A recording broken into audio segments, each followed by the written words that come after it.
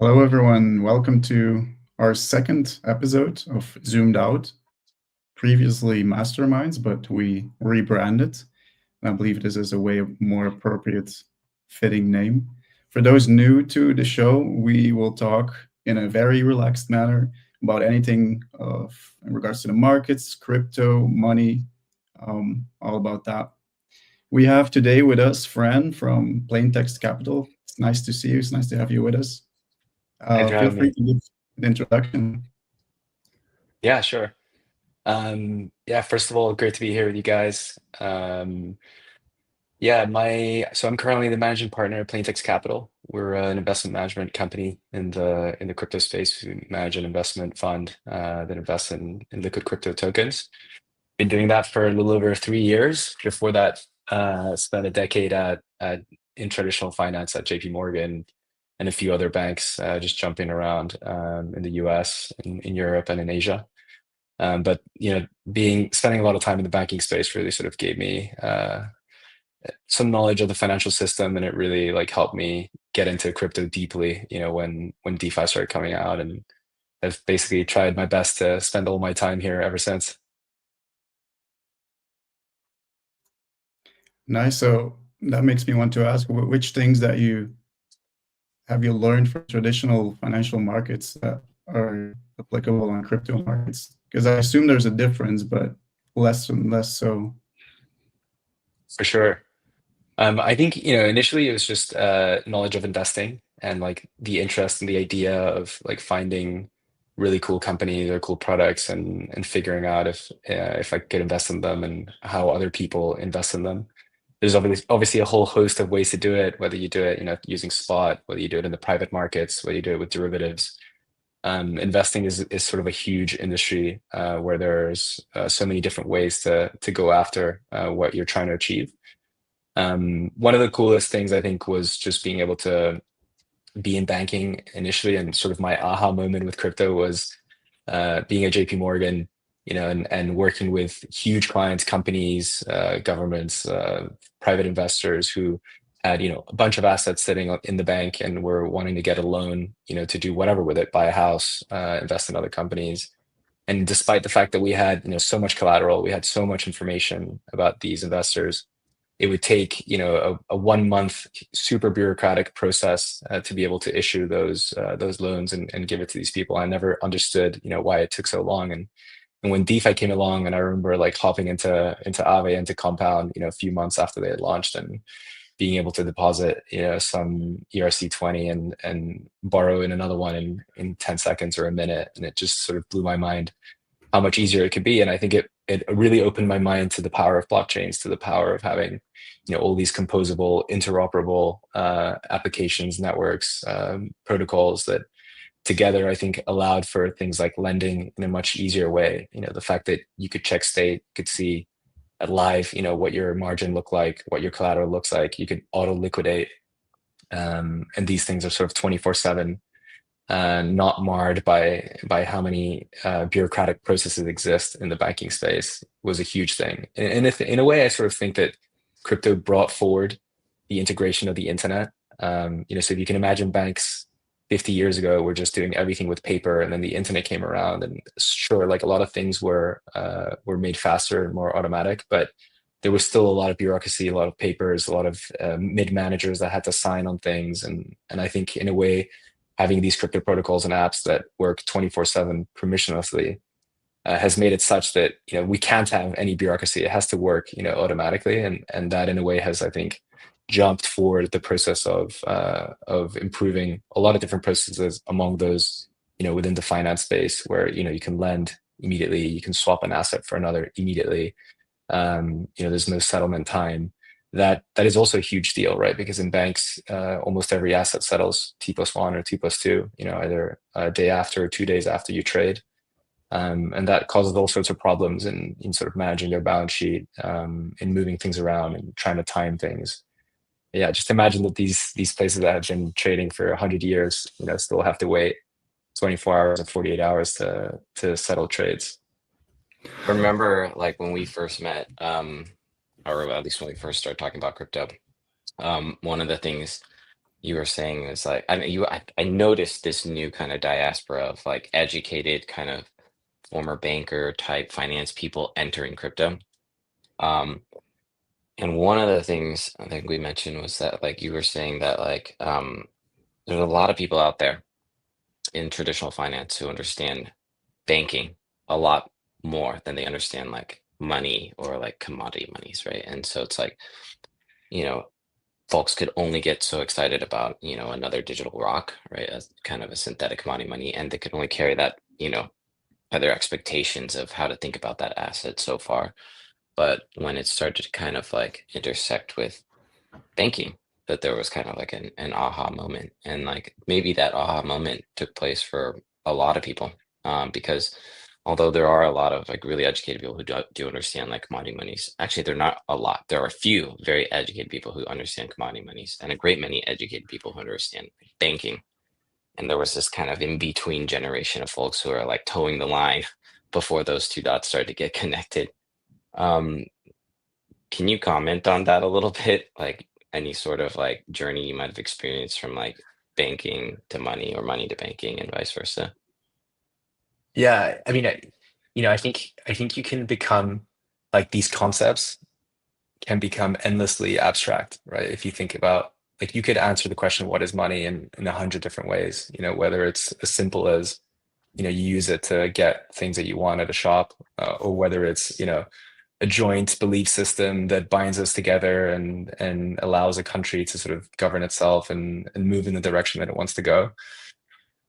But ultimately, I think with these issues, like the implementation of like or the why should somebody care is the best way to think about them, and I think with crypto, um maybe in traditional finance, a lot of these things have been abstracted away by huge companies and the products that they sell in a way that maybe has disconnected people from the financial pipes. And I think one of the coolest things about crypto is the way that you can sort of you know connect your wallet, move around, like do all sorts of different things on chain. I wouldn't be surprised if like the average financial literacy of a crypto investor is higher than the average financial literacy of a regular investor, let's say in TradFi, just because they really are messing around with the pipes. And I think a lot about how in crypto over the last 10 to 15 years we spent so much time building the pipes, like building better, more resilient, faster,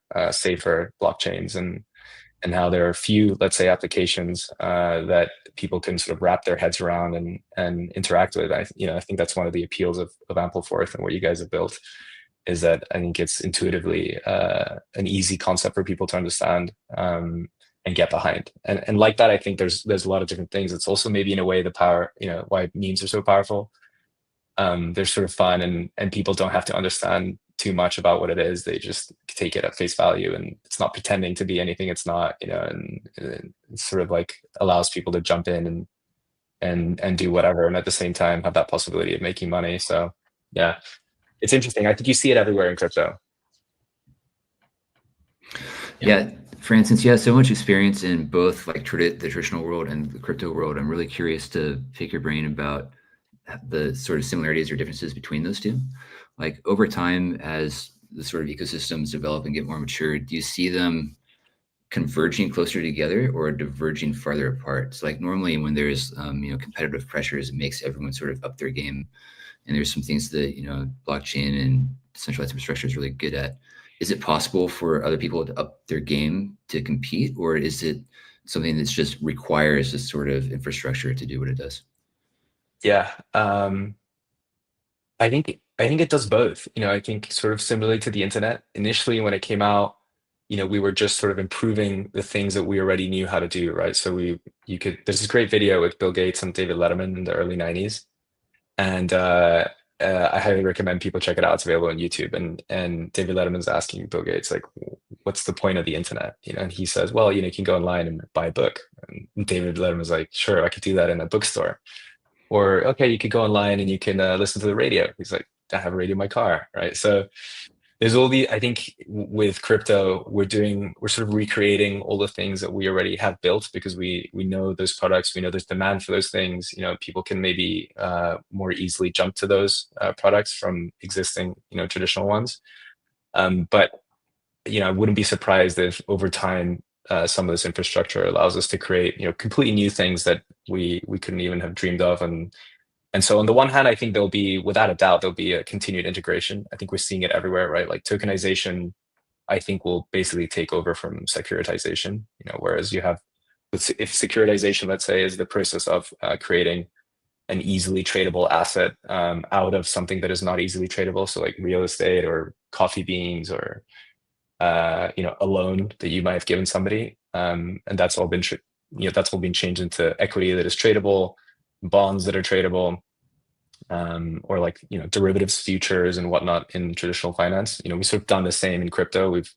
We built tokens that replace a large part of the I'd say in principle a large part of the capital stack. It's such a flexible asset. It can receive part of the earnings. It cannot. It can have voting rights. It cannot. Similar to how we built the capital stack of companies. So I can see that integration happening quickly, and that's being led by the BlackRocks, the JP Morgans of the world. That is a huge percentage of their business is creating an investable asset and allowing people to trade it and taking a margin every time people trades it. It's basically what investment banking is. Moving capital around. And crypto is shown, to be able to do that very effectively, very cheaply. And I think every major bank is interested in making sure that they get a piece of the pie. But I'm really interested in seeing what other things crypto might allow us to do that we've not previously been able to do with some of our previous setups. Again, I think that some of the early experiments in DeFi are showing that has been possible and it has been done already. For example, perpetual futures don't exist in traditional finance. Some of the ways that these projects are financing themselves, basically, the concept of the airdrop, completely new, right? Like companies have never in the past been able to launch and then just give away their equity to potential users as a way to get them to be loyal to the company and get them to speak to their friends about it.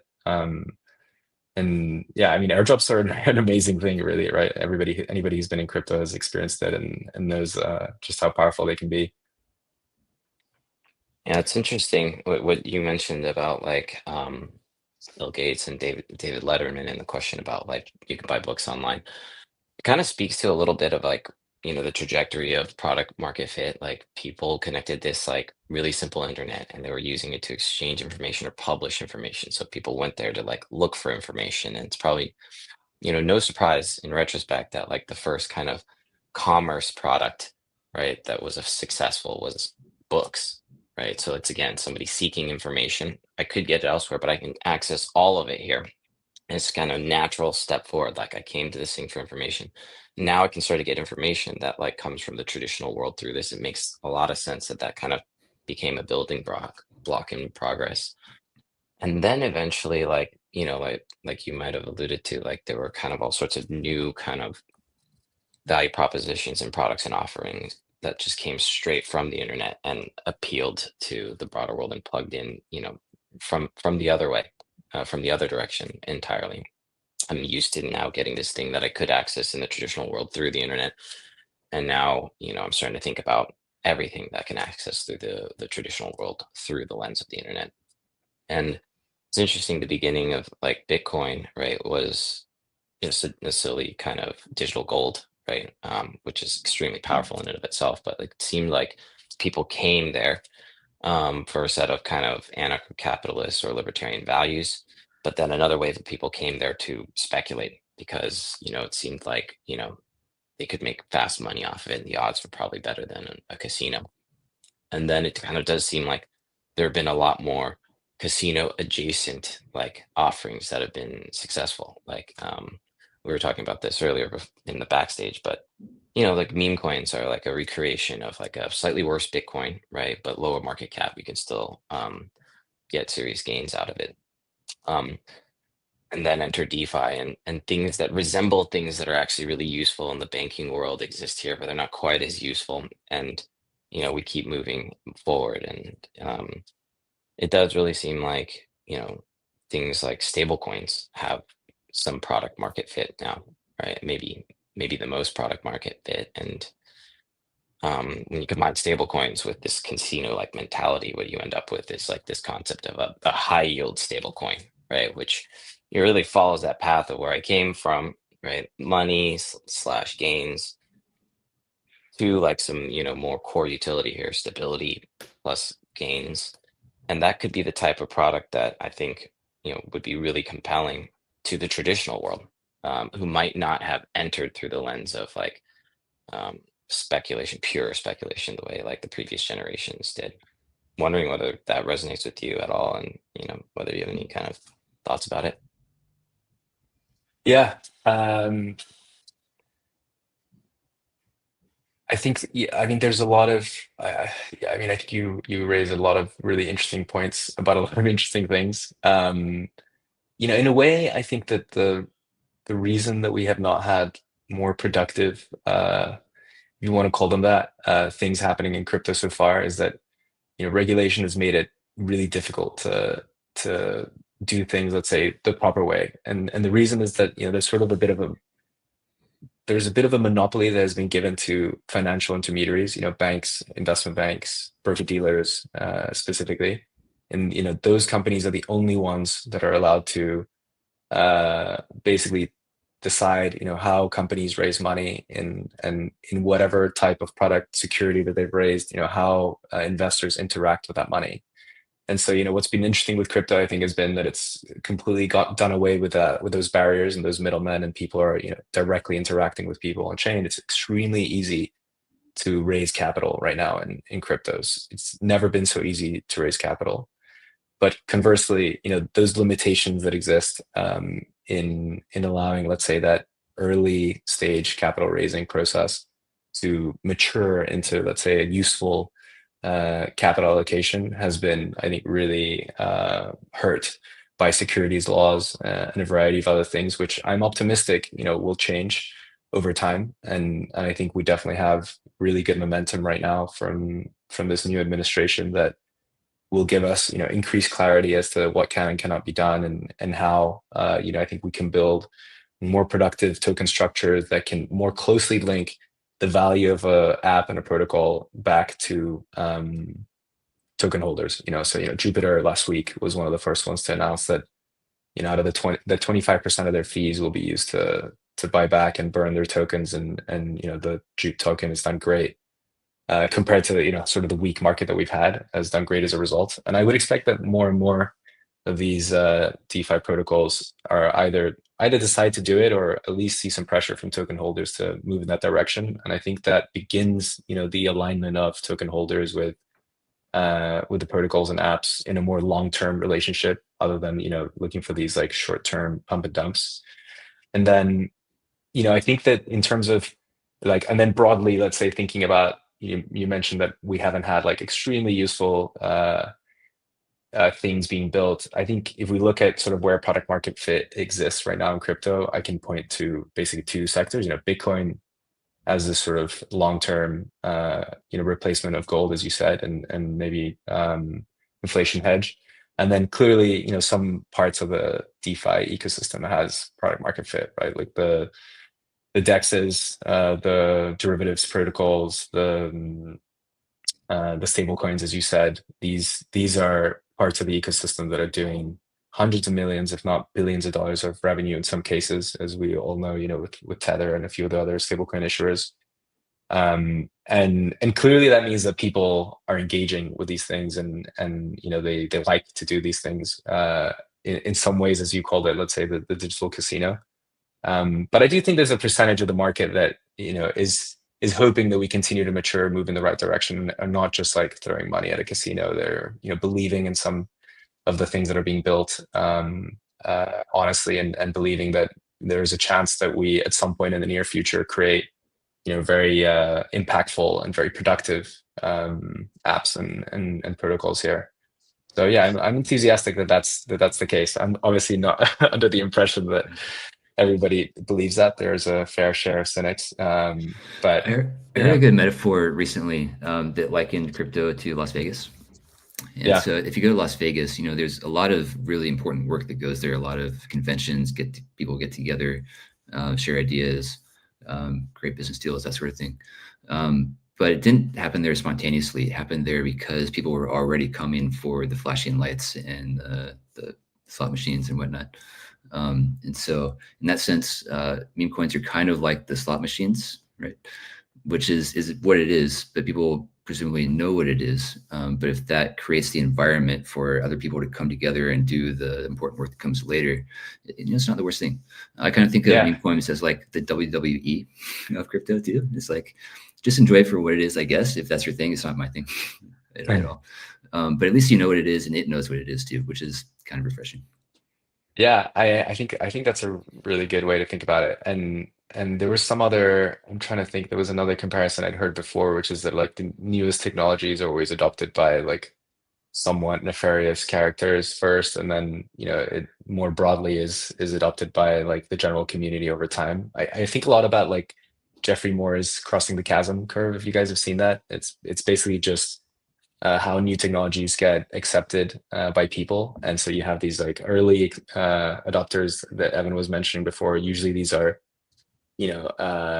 Visionary cowboy zealots. types. Yeah, like zealots, people that have like very strong beliefs, usually not founded in reality. And it has to be like that because usually the products are not, the technology is not good, right? So there's no real utility to be had as a result of using it. It's just you have to be a believer in the long-term story, to be there early. And then over time, the utility becomes, more and more clear. And there's this moment, the chasm, where if you're able to cross it, then it's sort of green pastures and adopt. That's usually when utility becomes obvious, becomes way more clear, and when large players can see that if they interact with the new technology, then there's clear profits to be made. There's clear growth or potential, very high potential for growth to be experienced as a result. And I think we're there. I think we're literally just over the chasm. And that's why you see the BlackRocks and the JP Morgans, right? They're not coming here because, they're good people. They're coming here to make profits. They're coming here because they think they can generate revenues. But when the largest, allocators and companies in the world are like very seriously doing things, and I think it's safe to say that we may have crossed that chasm. And very importantly, we still have a very large majority of people that are yet to come. So we've de-risked hugely, but we still have a lot of capital to come and a lot of growth for whoever sticks around.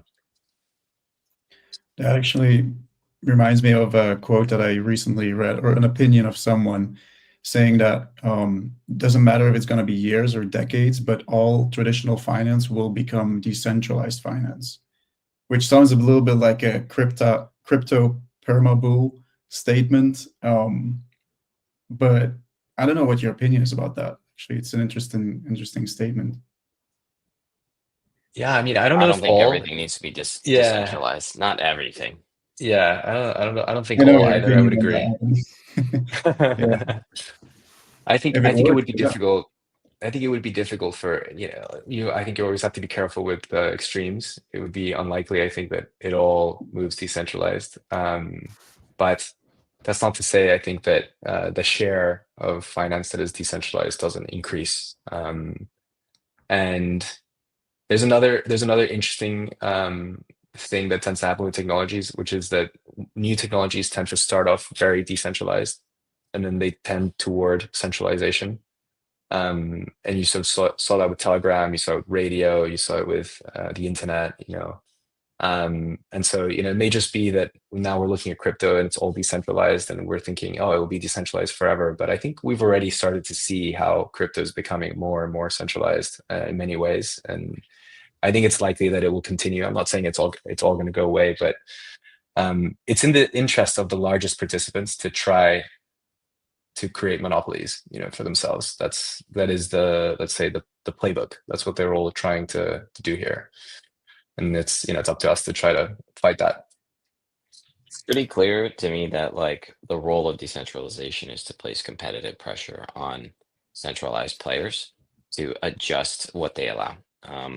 You mentioned earlier, I like that. I really love this description of securitization, where like, it's kind of this process of taking an asset that's very difficult to trade, not very fungible, like real estate, and making it tradable.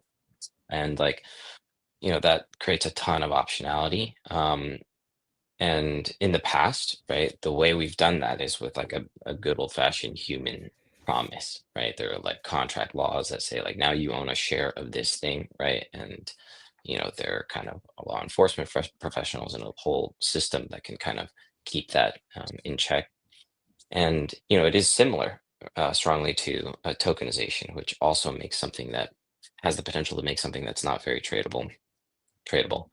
But at least in some cases, this process of tokenization does not rely on a good old fashioned human promise with, legal contracts and law enforcement officials. Like, for example, like, and I don't want to talk too much about just our project, but like, the process of creating a derivative, right, in traditional finance probably required some sort of contract and promise, right? But in crypto, you can kind of like reorganize the volatility of one thing into another with just a smart contract. And so it kind of makes it a lot more similar to like saying, I bought a block of cheese, I sliced it in half, I turned half of it into a cheese dip and the other half into like cheese crisps, right? Did I securitize it the moment I sell it? And like, except for that, those chips are just, you can do it on such a rapid and large scale. So I think like to your point, the broadest interpretation of like securities regulation is like, okay, anything that resembles this process of taking something that's not really tradable and making it tradable is a security, and we have a right to go after it. But that kind of stands on this kind of old assumption here that that process requires like a human promise, and those people making those human promises need to be kind of held accountable, because if they violate those promises, then a great many people get screwed. It's just a little bit different on the blockchain, and it's a challenge, right? It's a real challenge to like create decentralized products that are compelling enough to actually compete with centralized products. But if and when that does happen, then I think what happens is like the centralized universe adapts. And it does so forever, right? And so it does have this decentralization does have this kind of effect. And I think that's probably the primary goal of it, because like, or the primary kind of, purpose of destiny of it, if you will. Because otherwise the performance trade-offs of a decentralized system versus a centralized system are just like too big to overcome. Yeah. Yeah. So Fran, you run a crypto hedge fund. So I think a lot of people are really curious to kind of understand how you think about the space and what kind of opportunities you look for. Now that's probably like a lot of secret sauce that help you guys do what you do. But my impression is that when you operate in the crypto markets, the returns tend to be very, very chunky. Right? They tend to like come in a lot, together.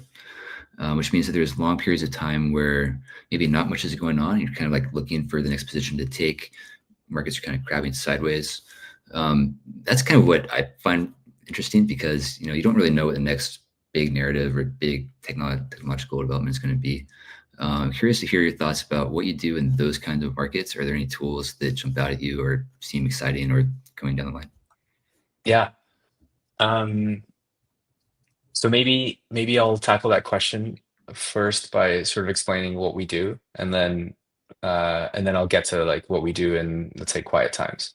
But broadly, I think the concept of a hedge fund is a person or a group of people that believe that they can generate interesting returns, and that those returns and that type of investing is interesting to somebody, you can sell it to somebody in terms of your investors. And so our perspective, there's many ways to cut that, to sort of skin the cat, as they say, which is a horrible metaphor, really. But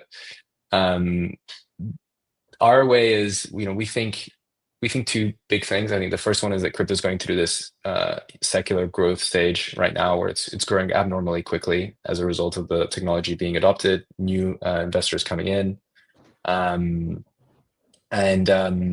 And we think for that reason, it pays to be long the space. That just means, holding on to tokens while they appreciate. Let's say when I say this, we take sort of a 10-year view of this. And then the second big part of that equation is that one of the most unique things about crypto is that you get liquidity very early in the life cycle of tech products or tech companies, or however you want to call these networks or apps. And so whereas in traditional finance, if you wanted to invest in very early stage companies, you'd have to do it with venture dollars. You'd have to lock up your capital for up to 10 years. And you have these very binary outcomes. The company either makes it or it doesn't. With crypto, you're basically investing in very early stage, 1 to 2 years after the idea. There's a TG event, and then you can buy the token in the liquid markets if you like it and think it's going to go up. And so our belief is that that liquidity is super interesting, and we want to take advantage of it. So our strategy basically looks for 20 to 25 tokens that we think can outperform the broad market. We're sort of constantly recycling through these ideas and trying to find new ones. And the other big piece of this is just figuring out what regime we're in right now as investors, right? So are we in a risk-taking regime? Should we be aiming for growth or maximizing growth, leaning into growth? Are we in a more neutral regime, or are we in a more defensive, we should be taking some chips off the table type of regime? And so the quiet moments sort of can happen during any one of those regimes. We're not a very high frequency shop. I think a lot of people imagine that most hedge funds are high frequency systematic type strategies, which is not our case. We're sort of much slower movers. We're looking to sort of build conviction into certain themes, and then as a result allocate to certain tokens that we think can sort of fulfill that vision that we have for the theme. And so, yeah, most of the time, honestly, it doesn't change much. I think we just try to keep our heads down and continue the process of thinking about new ideas, thinking about new themes that could arise in the following 3 to 6 months, which is, I think, the most important thing, right? Like, can you get the right regime? Can you get the right themes? I think if you can do those two things, then you'll have a great product, at least in the strategy that we're trying to build. So yeah, I mean, I think in the quiet times when, for example, Bitcoin had been trading sideways for a huge amount of time, we were just sort of trying to be as patient as possible, not lose our minds, just try to have a process to stay focused on what's important. And then I think just constantly re-underwriting the process, the thesis, the strategy, how can we improve this? Has anything changed?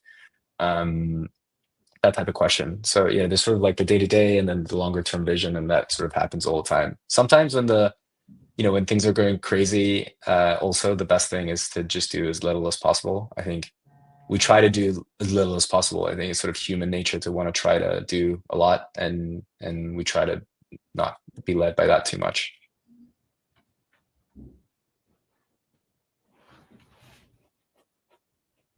Yeah, like it must be really difficult sometimes to look at the established trends, but considering that it's crypto and everything is so fast paced, when is something established or when is it almost over? Yeah. I mean, it's a good question, and I think that we cycle through themes like so quickly in crypto, and it's super hard to, I think, stay on top of them and catch them even before they come if you can. The other thing is that depending on where we are in the cycle, the themes cycle more quickly or less quickly. I think in early stages of the cycle, it's a little slower development into each of these like themes that you can sort of flesh out and sit on for some time. And then usually as the cycle goes on, you get this like more rapid cycling through ideas and whatnot. It can still be, I think, late cycling will still be a very productive part. As an investor, it can be a very productive part of let's say, the investment business cycle in total.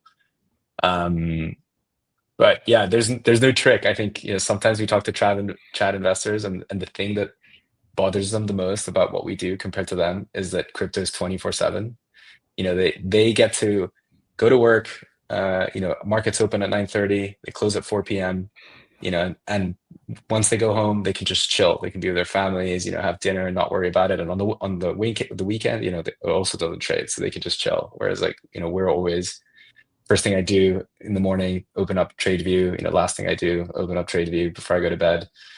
Just constantly trading view, just constantly checking up on all the different parts of the portfolio and whatnot. It's tough. And our CIO Phil, I mean, I think the guy has not had like a proper break since we started the fund, honestly. Like even when he takes time off, he's still just very connected. And I think that's one of those things that crypto requires, is a lot of attention for the cycles, for the themes, for everything. Yeah, you just have to be paying a lot of attention. I have kind of a question about the theme thing. Yeah. I have some observations and a question. So I think, what you described sounds very kind of analogous to like a blackjack card counting strategy, right? So there are times when the count is high and you're more likely to get wins, and you kind of increase your position size. And there are times when like the count is low and you're just like bleeding kind of minimum bet, right? To continue while you're counting, right? To be there and ready when the count goes high. Does this seem like there are more themes that emerge that are viable when the count is high? Like when markets are good, like my observation is there are like people hunting for narratives, right, to buy into that have momentum, and therefore more narratives appear, right? Because there's kind of this demand, and then the supply emerges. And when the market's weak, there aren't that many new narratives coming out. Totally. But the fact that these narratives rise and fall in frequency with the count, and that they move really quickly, does that suggest that many of these micro narratives, so to speak, are just not really lasting? They're kind of just like temporary stories to capture people's attention that are believable for a short run, but may not cross the chasm. Yeah, I think that is definitely that should be your base case scenario if you're trying to invest like we do, is that most of these things are not going to make it. And I think the metaphor of thinking about this as venture is a good one, right? Like most of the companies that you invest in as Series C are not going to make it. But if you're Y Combinator, you get a 1% chance or a 2% chance of a unicorn out of a total of 50 plus investments that you might make. And I think you should think about crypto markets similarly. Most of them are probably not going to make it, and maybe it's not your job to invest in things that make it, right? Maybe it's just your job to go from what is a Series C to Series A. And a lot of companies do make it, that jump from Series C to Series A, and you just need to be there for the ride, for that valuation, as the opportunity, let's say, goes from one step to the next without necessarily becoming a huge publicly traded, like massively established company. But yeah, I mean, it is I think it's you could call it hype. I think you could say it's enthusiasm. I think it varies with the degree of cynicism with which the founding team manages the company and the token and the rest of it. But I think there are a lot of like honest guys trying to build honestly good products out there, and we're trying to invest in those things too. It's tricky because the attention is attention, right? But like this happens in every market, and if you think about A16Z, I think probably the best attribute is they've turned into this like incredible storytelling machine. They just have incredible research they publish all the time, and I'm not talking about A16Z in crypto specifically, but you do see it in that space also. I just think broadly they're just these incredible storytellers, and they're trying to get investors, people to believe that something can work, and that can be all the difference between a 10x and a 50x or nothing x. It's all the attention that things get. Yeah, I'll say this from the perspective of like being a builder or somebody who wants to make something that works. Like Brandon and I have always wanted to kind of build something that does something. We can almost feel like the counter incentive economic pressure to doing so, because as you said, no rational investor should assume that anything's going to make it. But more importantly, a rational investor can make a profound amount of money just like getting these ideas from seed to Series A equivalent. They don't even need to work. They just need to capture enough attention to get from seed to A, and then you have liquidity. And so it does really seem like there is this like incentive to focus your kind of efforts on them, on really, really, really short-term thinking, because you're going to get paid to do so. And so there isn't a great deal of incentive to focus on long-term thinking. I mean, with the exception of things like Bitcoin, like Uniswap or something like that, like Ethereum, right? There aren't a lot of stars in the sky that are examples of long-term thinking and ending up being like the winning strategy. And so making it, not even talking about getting big, but just getting to the point where you're doing something, right? Making something that works.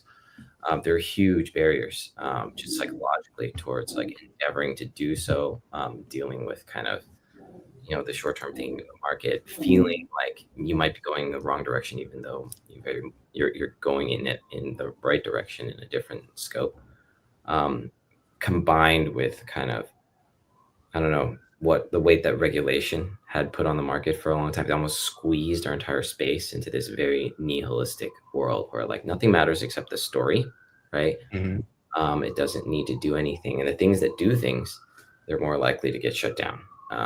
And so, yeah, I feel that it's very strongly pushing our world towards that. Like, there are no fundamental truths. There's no shared reality, and the only thing that matters is whether a bunch of people are going to agree with your story, and that gives you a chance. Yeah, totally. I mean, there's a lot of difficulties, with the differences that crypto brings, and there's a lot of really interesting things, right? Like in a way, launching the token and getting people hyped up about it is a fundraising strategy, right? You're getting money as a result of your token appreciation that you then can go and like hire developers for and actually build out a product. It's almost like your proof of concept thing, let's say on the internet. If people Right. believe you, you get value, you can redirect that back into developers. I think we've seen that a lot. I think something that my partner Phil says all the time, which I really like, is that fundamentals follow price, as opposed to the other way around, which is in traditional investments. You sort of get this amazing price appreciation, and then the app has an opportunity to hire developers and actually build a cool product, and then maybe people just use it as a result of the fact that price is going up for the token. It gets attention. Maybe, but I think this is where there is a slight difference between what we see, and because you drew the analogy between traditional tech and crypto, right? Where like the liquidity event happens so soon. Like you might not. It's a fundraising event, but it's a fundraising to create a liquidity event, right? So it's not like I made a Kickstarter for a flying bike. A bunch of early adopters really just want to see and ride this flying bike.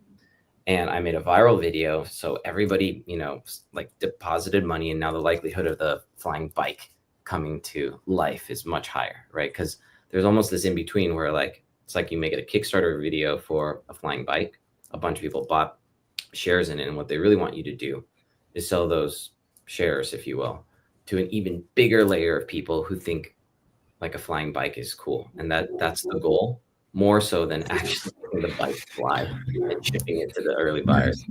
It's exactly what I was going to go to. Yeah, it's exactly what I was going to go to. Is that the conflict that is created by the early liquidity is a really difficult thing to figure out. And I'm sure for you guys, for anyone as a founder who is seeing some success, it's hard to grapple with. Stay connected, stay motivated. It's difficult. Yeah. In the traditional startup world, we've seen companies stay private for longer and longer and longer, right? Because there's a lot of good things to being private. You have total control. You can have a long-term vision, to the point where we get like these giant companies worth billions of dollars that are still not publicly traded, kind of delaying that for as long as they can, because as soon as they do, now they're subject to the short-term focus and desires of all the sort of stakeholders. In the crypto world, everything goes public very, very fast. And so that combined with the environment where everyone is sort of expecting quick liquidity, and it's hard to separate out the long-term vision projects from the short-term vision projects. It makes it even harder for the long-term folks, long-term builders, to show that they're long-term builders, because they have to exist for that long before people can really see that, right? So Evan, you and I have been working on this for 7 years now. So like, we've always come with a very long-term vision. That's what we came here to do. It's hard to communicate that aside from just walking the walk and making it happen. Yeah, I think it's kind of like this. Like our long-term vision has just been so dead simple: make a better money, right? Which is make an inflation-resistant, reasonably stable money, because we know that can bring a great deal of economic utility to the world. But along the way, like you said, it's been 7 years. That like make a better money vision, right, has had to do battle with like NFTs, right? Ass Rocket Coin, right? Like L1s, L2s, chains, parachains, right? Like anything, like and everything, right? And many of those we know like are narratives that came and went, right? Like for every narrative that's still going, there's like probably 100 that came and went. And that has been tough. But what seems to be have happened for us at least once or twice is like the broken clock is like right twice, right? You know, twice a day. You know, if you keep saying that's like 12 o'clock, you'll just be right twice a day. And it's kind of like because the long-term vision is rich enough, right? The idea of creating inflation-resistant money. We've been at it so long that people went from not caring about inflation at all. Like when we first started talking about inflation, they were like, "What is this? You know, the '70s, right?" Like, no, we care about other stuff, right?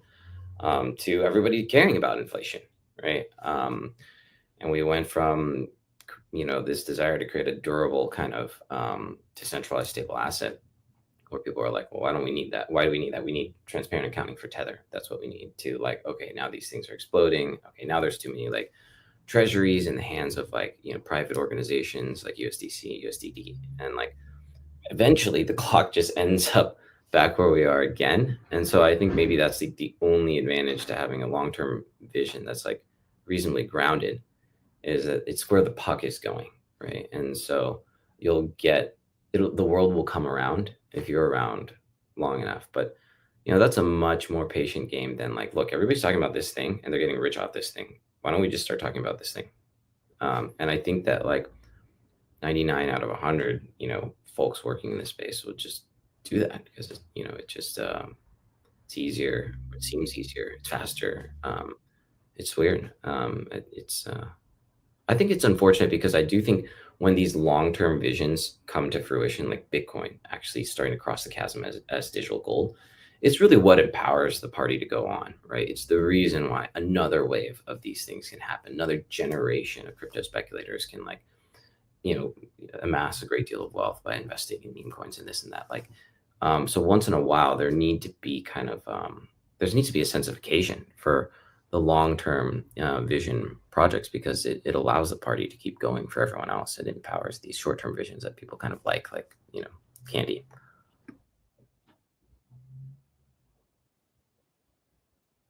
Yeah, I completely agree, and I think that we'll get better. Honestly, we'll get better at like finding mechanisms, because there are some people, some founders that are steadfast about building something amazing, right? Like if you think of the Elon Musk of the world or the Mark Zuckerbergs, like they already have all the money in the world, but they want to keep building something incredible, and I think just being able to give investors or give like entrepreneurs the opportunity to make the right call. It's sort of the same thing with everybody, right? Like how can we make our chances of making the right decision easier? I mean, yeah.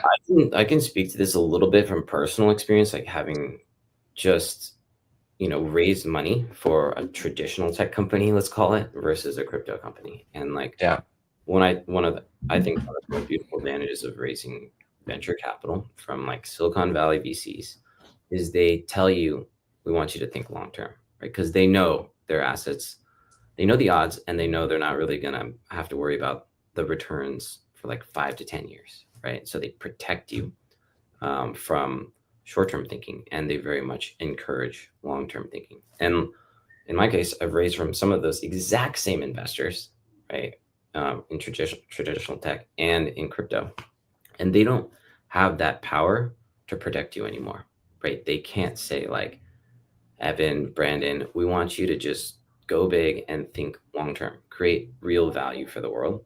They can say that, right? But that act of saying it, because they are not the only participants in the market anymore, does not empower you to think that way anymore. And so Mark Zuckerberg, Elon Musk, you know, Jeff Bezos, they were all products of a generation of people that were nurtured by venture capitalists and asked to think long term.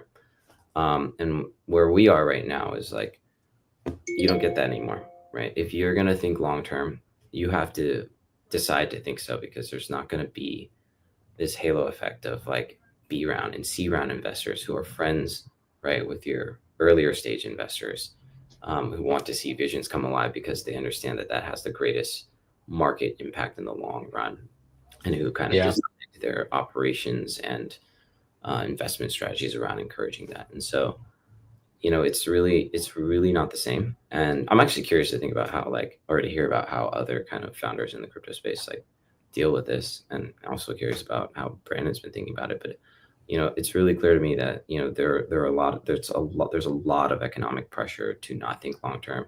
And I hope you're right. I hope that more economic incentive to think longer term. And actually, I do think you're right. I just don't know exactly why. Yeah, maybe there's a space for the equivalent of, I think, Fran, you were talking about the A16Z, or maybe it was you, I can't remember, being able to tell a big story about their investments, and that kind of setting the road forward for them. If there are enough folks like that to have an impact on the market, then that can start becoming the default paradigm rather than the exception. But I think it's going to take the space as a whole to start taking itself more seriously first, before there's the clearance for people like that to come in and start using that approach. Well, it's almost like Yeah. those funds are also money makers, right? At the end of the day, I used to have this like idea of a fund that was like, okay, imagine this fund brings all the storytelling and all the noise, right?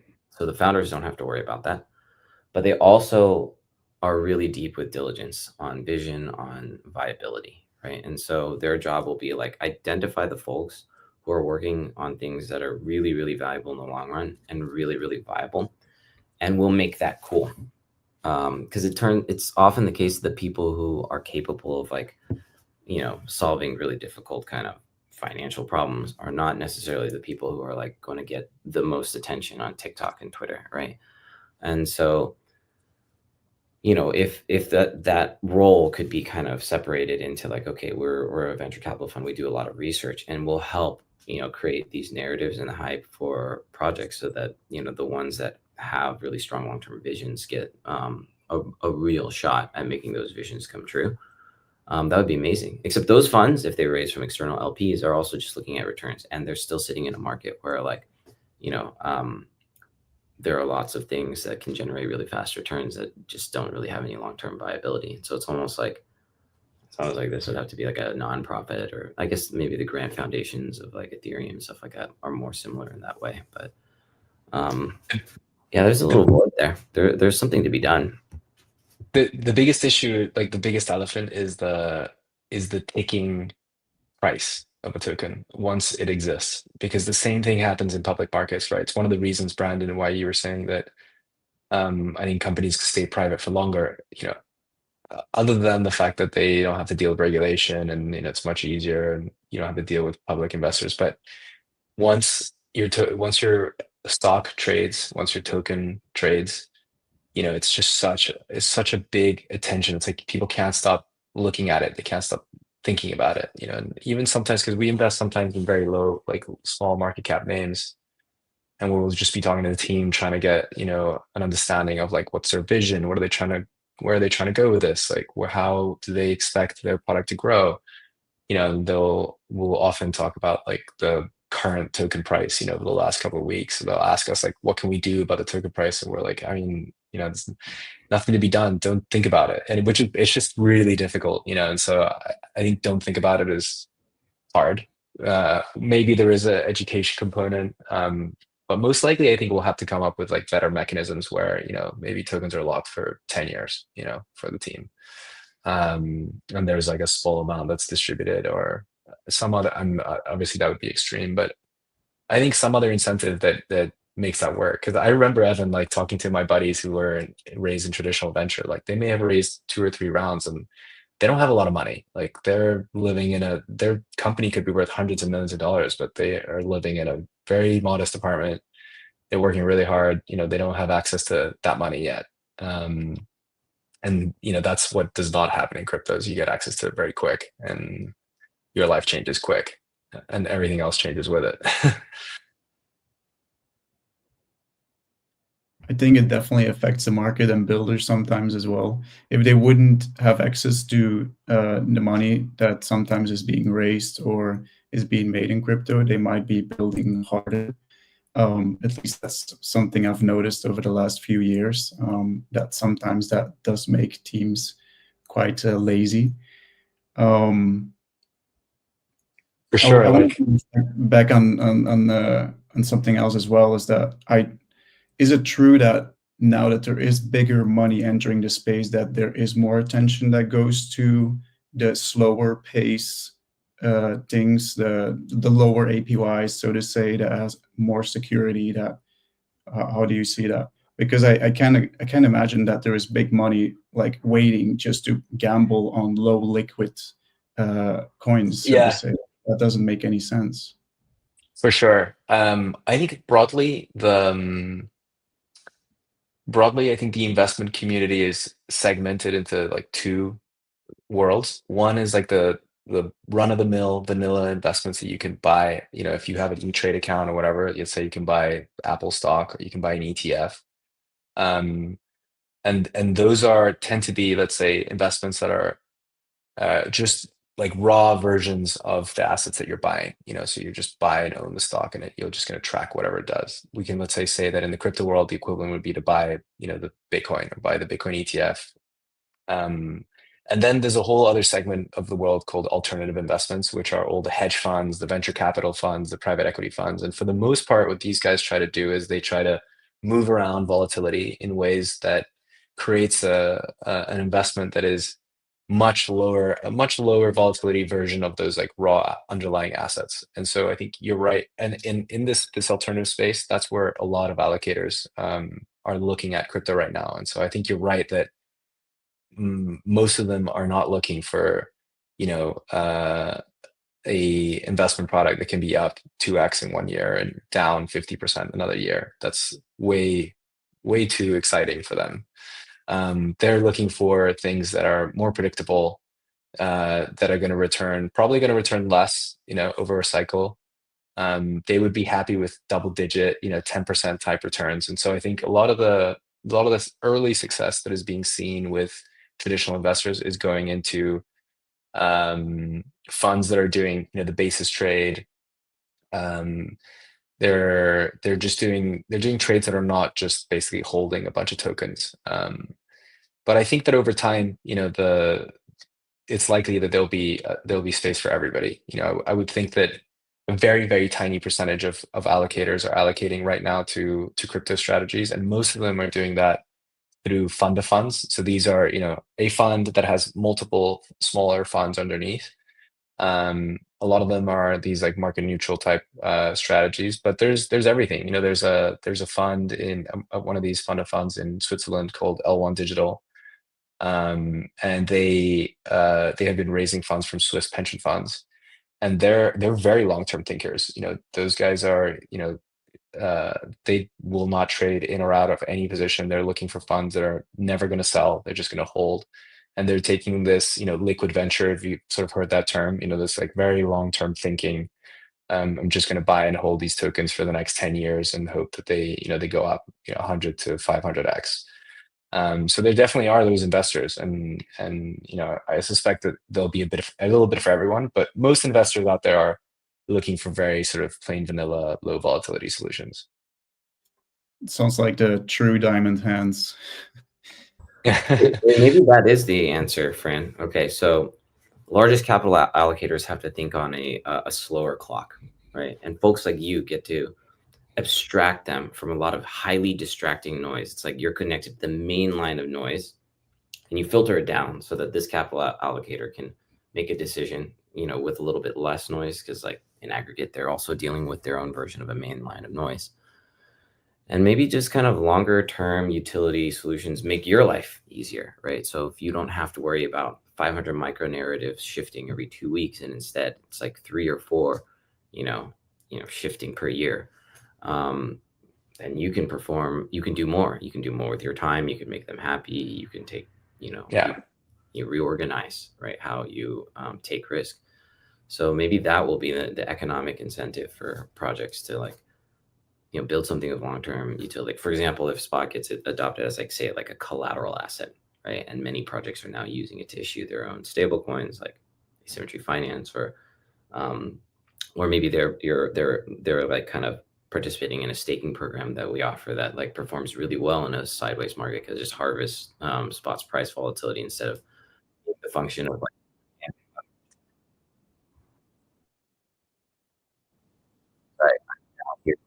Yeah. Sorry, we lost you there for a second, Evan. Talking about a staking program, we have Bootstrap that is live right now. The APY has been around 70%, which is really beautiful. You can go to bootstrap.spot.cash and you can join the party. Sorry, Evan, your sound just something weird with your mic, I think. It's been silenced. Yes. House mix. Okay, you're back now. We do have to wrap up, but I think your mic did work again, Evan.